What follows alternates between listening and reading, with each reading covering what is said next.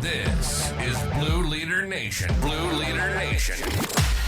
We're here to develop those men and women in law enforcement who want to be respected leaders and to mold you into becoming a legendary leader. If it's leadership, personal growth, and self-development, we're talking about it. Whether you're new or a veteran, you've found your new home. This is the Blue Leader Nation. Now, here's your host, Dr. Ed Pallas.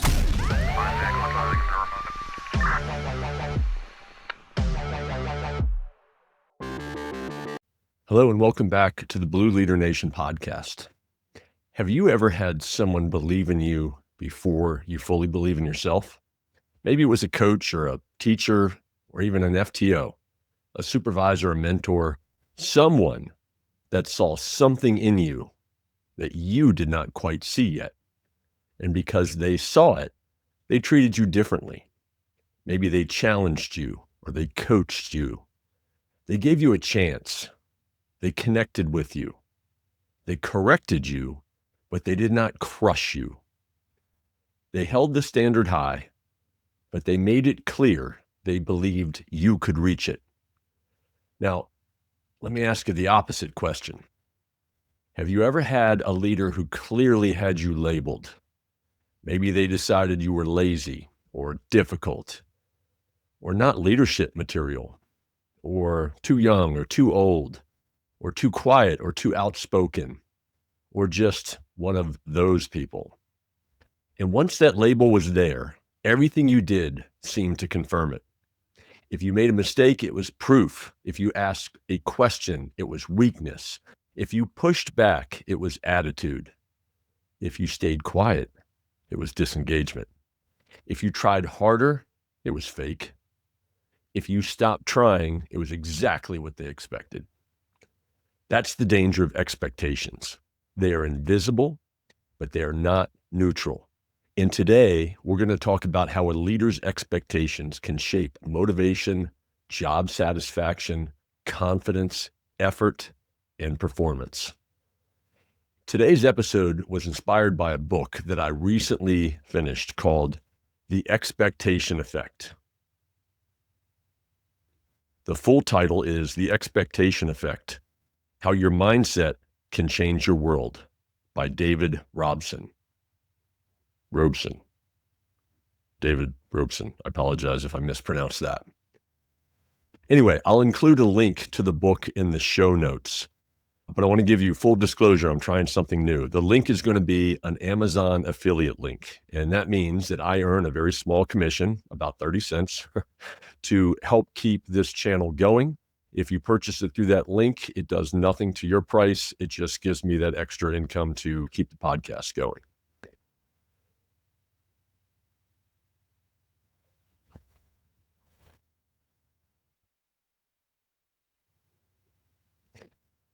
But before we get into the book, I have a breaking news story. I don't know if you heard, but the inventor of the heat index just died. He was 88, but he felt like 107. All right, now let's get into why this book matters for leadership. The basic idea of the expectation effect is this: our expectations don't just sit quietly inside our heads. They can influence how we experience the world. They can shape learning. They can shape performance. They can even influence how our bodies respond to pain and illness and aging and recovery. Now, I want to be really clear up front. This is not one of those just think happy thoughts and everything will magically work out messages. The point is not that mindset fixes everything. The point is that expectations influence perception. Perception influences behavior, and behavior influences outcomes. Over time, those expectations can become part of the environment that we live and work in. One of the clearest examples of this is the placebo effect, as mentioned in this book. Most of us have heard of the placebo effect in medicine. A person receives a treatment that has no active medical ingredient. Maybe it's a sugar pill.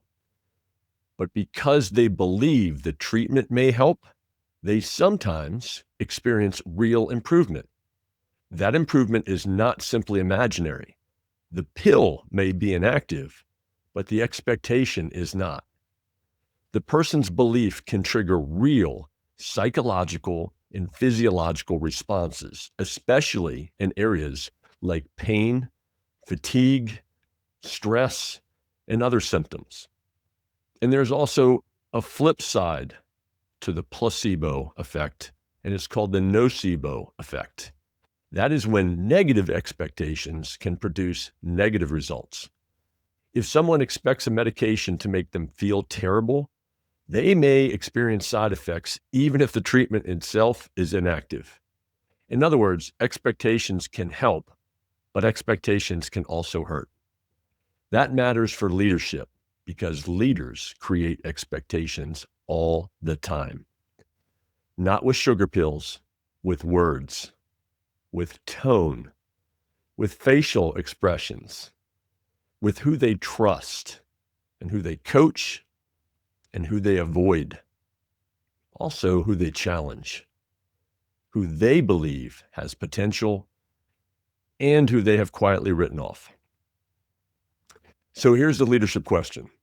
If expectations can influence how people experience pain, fatigue, stress, and performance, what happens when a supervisor's expectations become part of someone's daily work environment? What happens when your people can feel that you believe in them? And what happens when they can feel you've already given up on them? This brings us to one of the most important leadership ideas connected to expectation. It's called the Pygmalion Effect. Before we talk about the psychology, we need to talk about the story behind the name.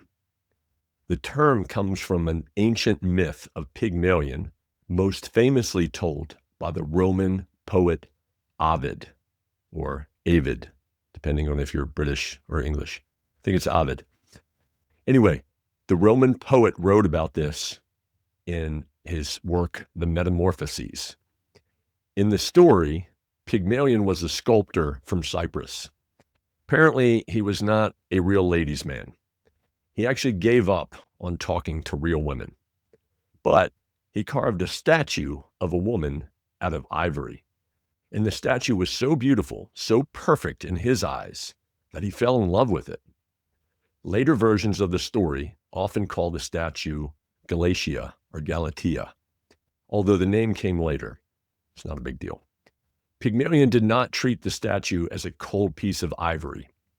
He admired it. He cared for it. He bought it gifts. He saw life in it before life was actually there. Then, during a festival honoring the goddess Aphrodite, Pygmalion prayed for a wife like his ivory statue. When he returned home, the statue came to life. The image is powerful. Pygmalion saw potential. He treated the object of his attention according to what he believed it could become. And in the myth, that expectation became reality. That is why the name fits this leadership concept. The Pygmalion Effect is the idea that our expectations of others can influence how we treat them, and that treatment can affect and impact their motivation, their confidence, their effort, and their performance. In leadership, we're not bringing statues to life, but we are shaping confidence. We are shaping effort. We're shaping motivation, satisfaction, and performance. We're shaping the way people see themselves at work. And sometimes, whether we realize it or not, we're shaping their actual performance. In the 1960s, psychologists Robert Rosenthal and Lenore Jacobson conducted a study that would challenge how we think about the relationship between teachers and students. Don't let the date fool you. Hear me out. Published in their book entitled Pygmalion in the Classroom, The experiment unfolded at Spruce Elementary School in California, and its findings were striking. At the start of the school year, teachers were told that a handful of their students had been identified through testing as likely academic growth spurters. That's the language. In other words, children poised for an exceptional leap forward in the coming months. Naturally, teachers paid closer attention to those students. They held higher hopes for them, and they may have pushed them further. There was just one problem. Those students had been chosen at random. No hidden brilliance had been detected. No special test had singled them out. The only thing that set these children apart was what their teachers believed about them. And yet, by the end of the year, the students labeled as growth spurters had made measurable academic gains, with the effect most pronounced among the youngest students. Rosenthal and Jacobson concluded that the teachers' expectations had quietly shaped their behavior in the classroom. How much encouragement they offered, how challenging the material they assigned was, how they responded to a wrong answer or a hesitant hand. Those small daily interactions added up. The belief became the outcome. The label became the reality. Now, need to be fair here. The study became famous, but it was also criticized, as almost every study in behavioral science is. Later researchers raised questions about the methodology, the testing instruments, and how consistently the findings could be replicated. So the responsible takeaway is not expectations magically raise IQ. That would be overselling it. The better takeaway is this: expectations influence behavior. Behavior influences environment. Environment influences confidence. Confidence influences effort, and effort influences performance. That is the leadership lesson. Because police supervisors are not elementary school teachers, although I know sometimes we feel that way. But in leadership, the dynamic is similar. People notice what their leaders expect from them. They notice who gets trusted and who gets coached, who gets patience, and they notice who gets written off. They see who receives eye contact, time, explanation, and opportunity. They notice the leader's face before a leader says a word. And over time, those signals shape motivation. They shape satisfaction, and they shape confidence. They shape effort. And sometimes, many times, they shape performance. The Pygmalion Effect in leadership is not just about what you believe. It's about how your belief changes your behavior toward people. That's the key. Because a leader who believes someone has potential will usually lead that person differently. They will coach them more and explain more. They will give them more. They will offer better and more consistent feedback. And they will give them more opportunities. But a leader who has already labeled someone as lazy or difficult, unmotivated, retired on duty, or hopeless will also lead differently. They may become shorter with them, colder, more sarcastic, less patient, less curious, less willing to invest. And then when that person disengages, the leader says, "See, I knew it." That's the trap. The leader thinks they predicted the behavior, but there is a real possibility that they helped produce it. Let's make this practical. Imagine two officers make the same mistake on a report. Same mistake, same policy issue, same need for correction. Officer A is viewed by the supervisor as sharp, motivated, and full of potential. So the supervisor says, hey, you missed a few important details here. You are better than this. Let's walk through what a stronger report looks like, because this is the kind of thing that matters as you move forward. Now imagine Officer B makes the same mistake, but Officer B is viewed by the supervisor as lazy or careless. So the supervisor says, again, this is exactly what I'm talking about. Fix it. Same mistake, different expectation, different tone, no coaching, different emotional impact. Officer A walks away thinking, I need to tighten this up. My boss believes I can do better. Officer B walks away thinking, no matter what I do, this boss already has me labeled. Now, does Officer B still need to fix the report? Absolutely. This is not about ignoring performance. It's not about lowering standards. This is law enforcement. Reports matter. Detail matters. Accuracy and accountability matters. But the leadership question is this: are you correcting in a way that develops people? Are you correcting in a way that confirms your negative opinion of them? That's a big difference. One of the strongest lines I want you to remember from this episode is this: the Pygmalion Effect is not about pretending everyone is outstanding. It's about refusing to lead people as if their current performance is their permanent identity. Let me say that again. It's about refusing to lead people as if their current performance is their permanent identity. That matters because leaders are always telling stories about their people, sometimes out loud, often silently. We say things like, she's a future leader. He's not ready yet. She's squared away. He's a problem child. She gets it. He doesn't care. Or they are high maintenance. Or they are leadership material. And once we assign that label, we start seeing the person through that lens. This is where confirmation bias kicks in.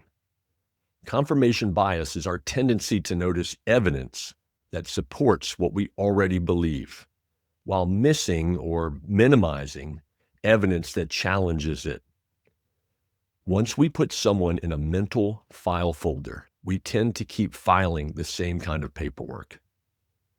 If you think someone is lazy, every mistake becomes proof. If you think someone has potential, every mistake becomes a coaching opportunity. That's why it's so important. Your expectations do not just stay in your head. They leak.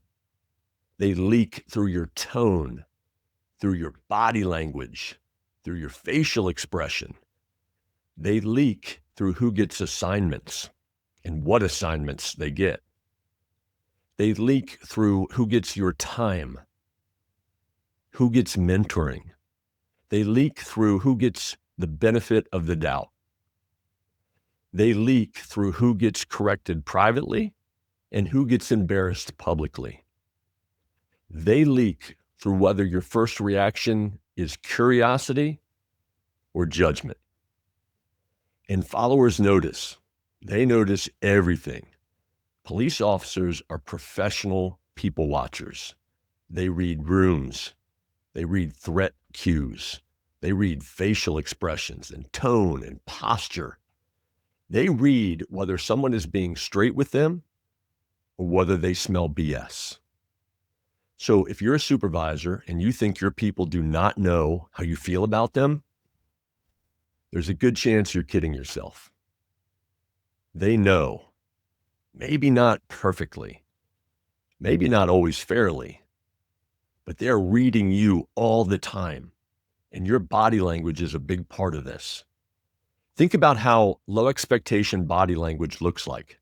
The officer walks into your office, and before you say a word, your face says, "Here we go again." You sigh, you lean back, you check your phone, you avoid eye contact. You tend to cut them off and give short answers. You look annoyed. You listen just long enough to respond, but not long enough to understand. You may not say, "I don't believe you," but your body already gave that speech. Now compare that with high expectation leadership. The standard is still high. The correction may still be direct, but your posture says, "Hey, I'm engaged." Your eye contact says, "You matter enough for my full attention." Your tone says, "This is serious, but you aren't disposable."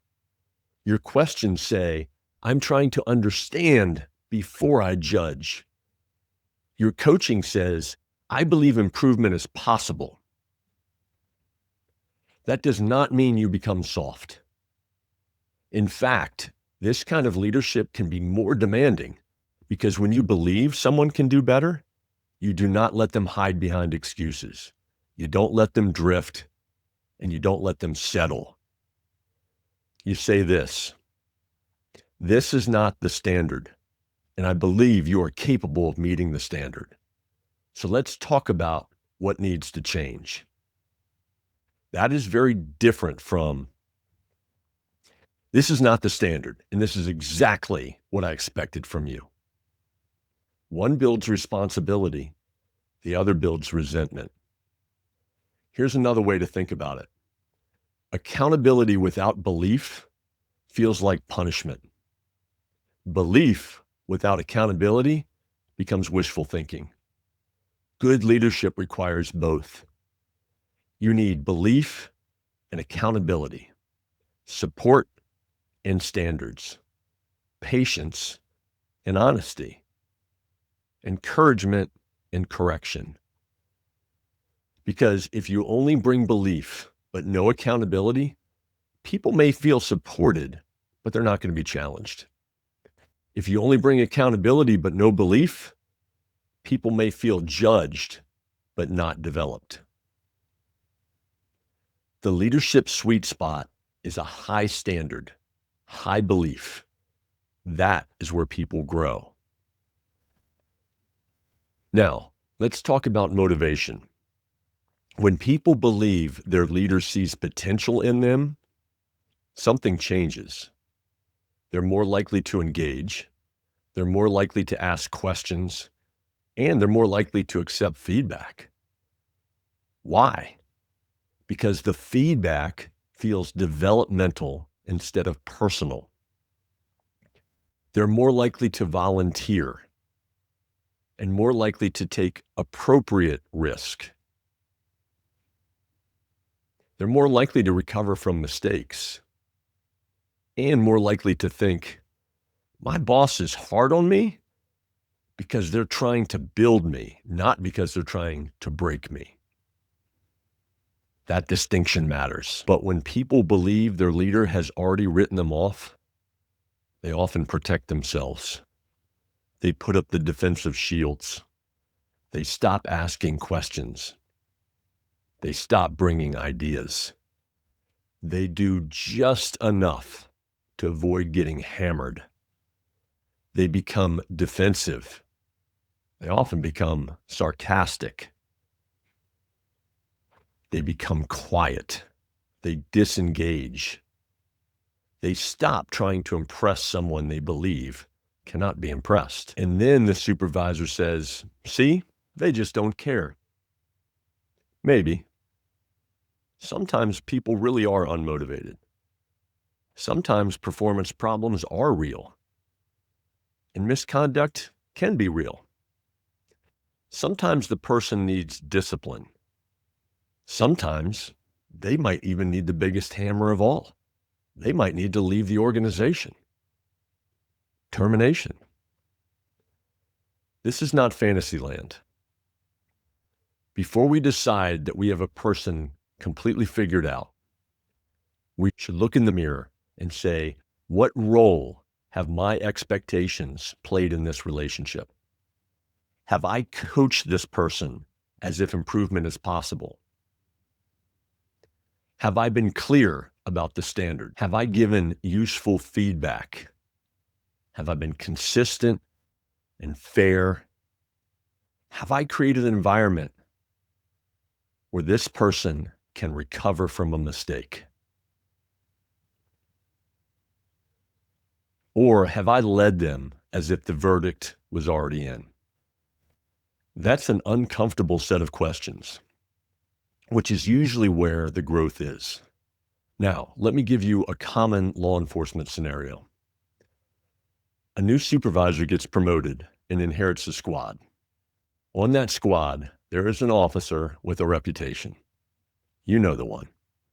Before the supervisor has even had a real conversation with this officer, people start offering warnings. Watch that guy. He's a lazy one. She is always complaining. He's the problem. Or she does not respect supervisors. Now, some of that information may be useful. Leaders should not be naive. Patterns matter.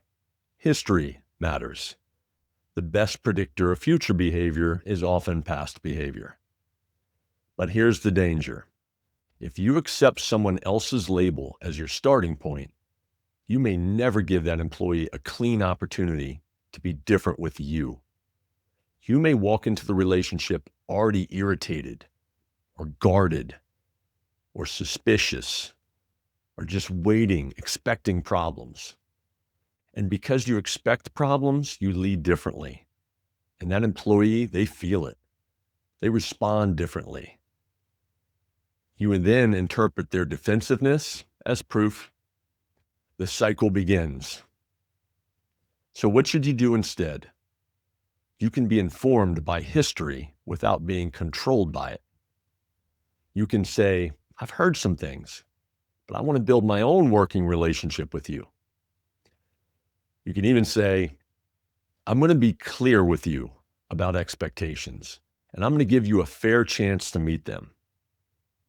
Or you could say, I'm not ignoring past issues, but I'm also not going to assume the future has to look exactly like the past. That is leadership, not gullible or soft or blind, but fair and direct, developmental and professional. And here's the bonus. Even if the employee does not change, you've led with integrity. You've given clear expectations. You gave them a fair opportunity, maybe that they've never gotten before. You've documented accurately and you've held the standard. That matters because the Pygmalion Effect is not a guarantee. It's not magic. You cannot positively think someone into professionalism. You cannot body language your way out of the serious performance problem. You cannot smile misconduct in the compliance. But you can make sure your leadership behavior is not making things worse. You can make sure you're not contributing to the very disengagement you're complaining about. You can make sure you're not turning a coachable employee into a resentful one. You can make sure you're not confusing your label with their identity. Now let's bring this into communication because expectations show up in the words we choose. Low expectation leadership sounds like this. Hey, try not to mess this up. Or, I already know how this is going to go. Or, this is why I don't give you anything important. Or even, you're probably not going to like this, but. Or worse, why can't you be more like so-and-so? Now compare that to high expectation language. I'm giving this to you because I think you are ready for the next level. Or this needs to improve, and I believe you can improve it. Or, hey, this is not the standard. Let's talk about how you get back to it. Or you have more ability than your current performance is showing. Maybe even, I'm going to be direct because I respect you. I respect you enough to be honest. I'm not lowering the standard for you. I'm helping you reach it. This language matters because people do not just hear correction. They hear what you believe about them underneath the correction. That's why two supervisors can say similar things and get very different reactions. One supervisor corrects, and the officer thinks, they're trying to help me improve. Another supervisor corrects, and the officer thinks, they already think I'm a failure. The words may be similar, but the relationship, the tone, and the expectation are different.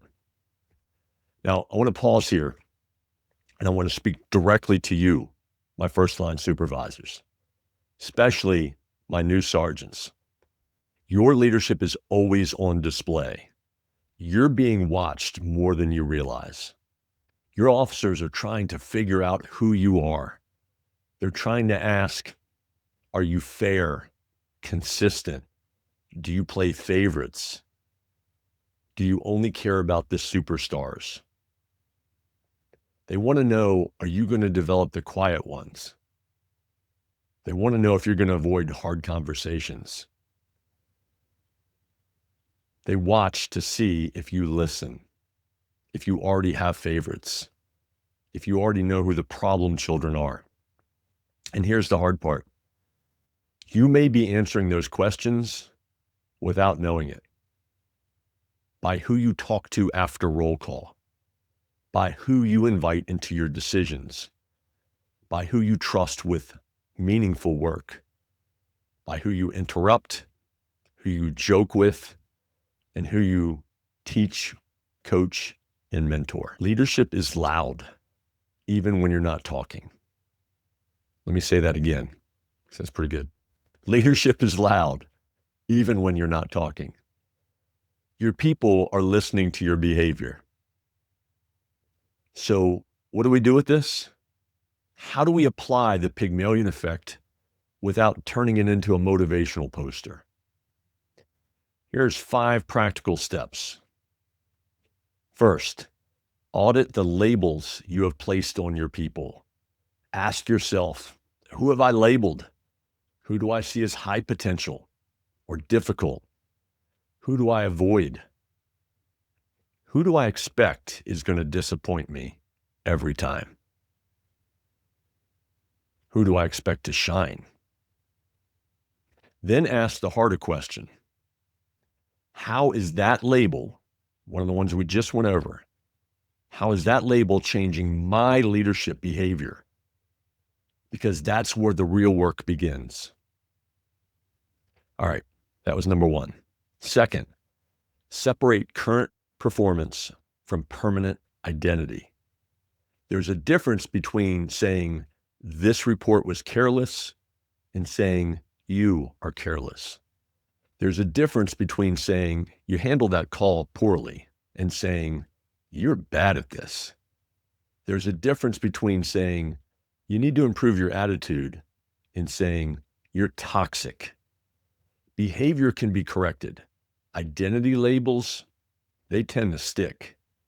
So focus on behavior, focus on standards and specific actions. Focus on what needs to change. All right, 3, communicate high standards and high belief. This is the combination. High standards without belief can feel cold, but belief without high standards can feel weak. But together they sound like this.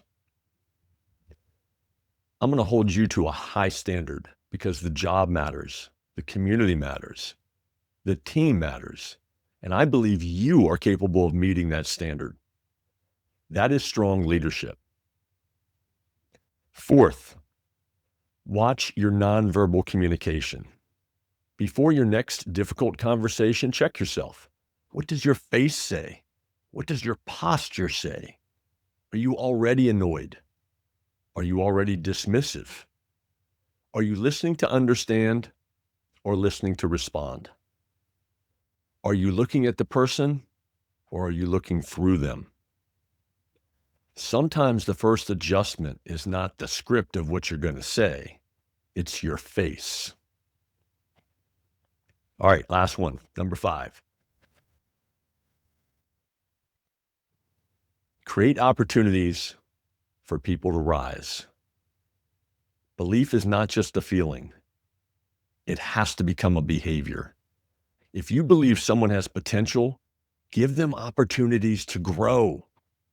Let them lead a small project or let them brief part of roll call.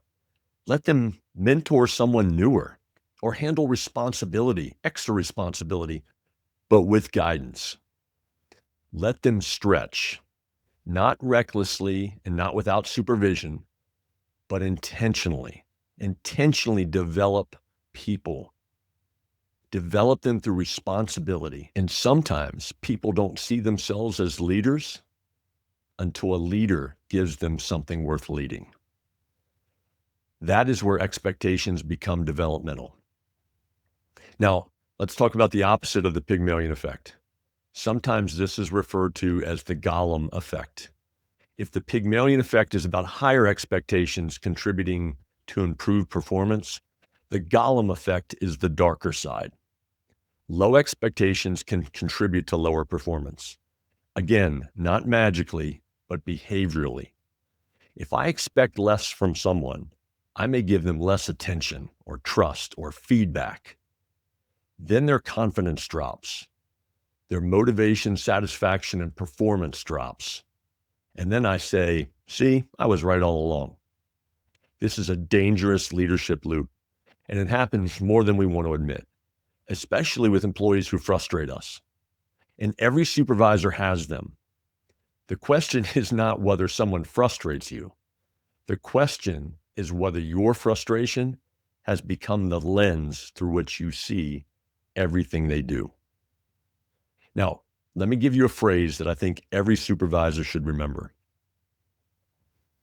Lead the person in front of you, not just the reputation attached to them.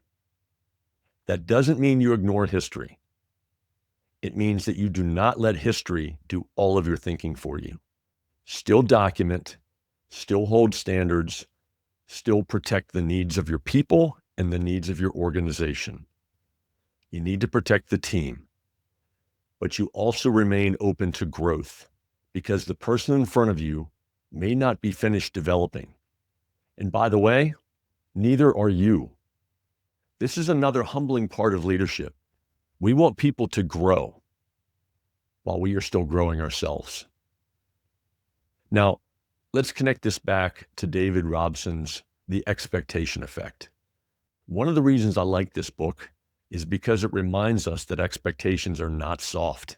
They are powerful. They influence how people interpret stress, how people experience fatigue, and how people approach learning. They influence how people perform.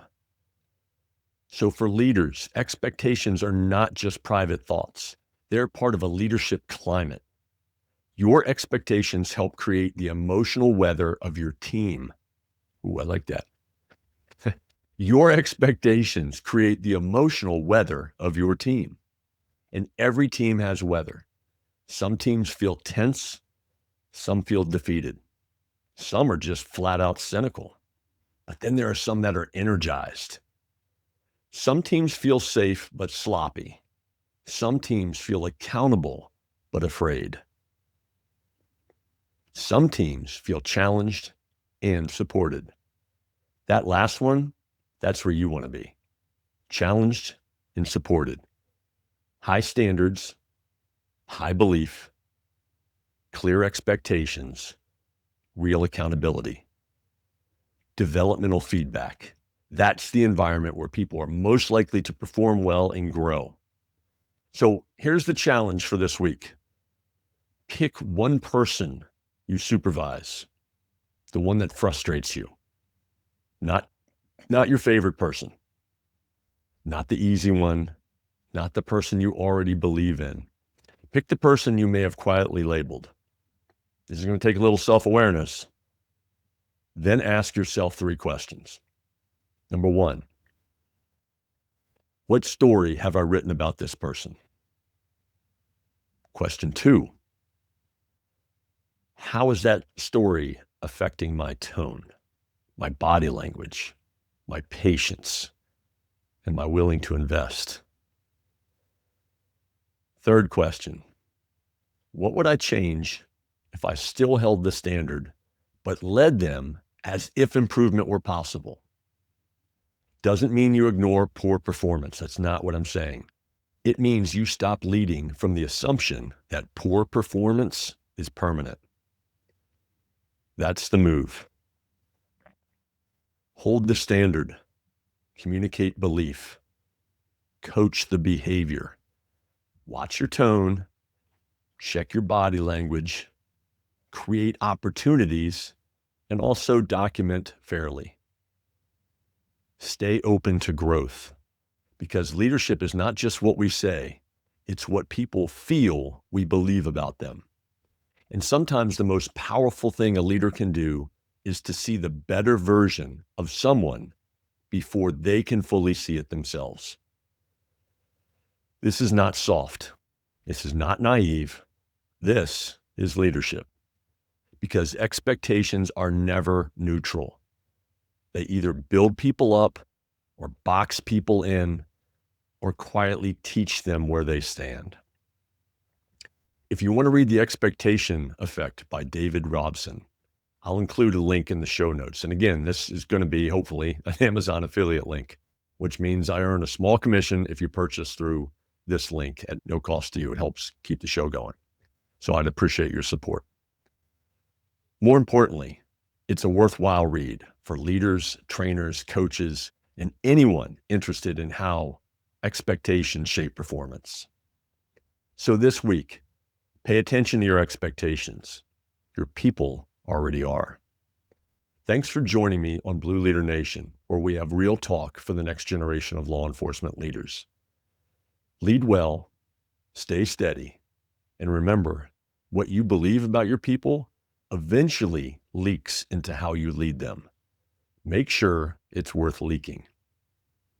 Speaking of leaking, all right, here we go. Let's end this on a funny note. What do you call a room full of cynical plumbers? A skeptic tank. You're welcome. Feel free to use that one. No, seriously, you have my permission. See you on the next episode. Keep leading, keep learning. You've been listening to the Blue Leader Nation podcast. Our passion is anyone within the thin blue line who want to take it to the next level. We hope you didn't mind the dad jokes, by the way. If you enjoyed the show, make sure to like, rate, and review. And we'll be back soon. But in the meantime, hit the website at www.blueleadernation.com. 532, you're assigned to evangelism case in Athens. Did you copy the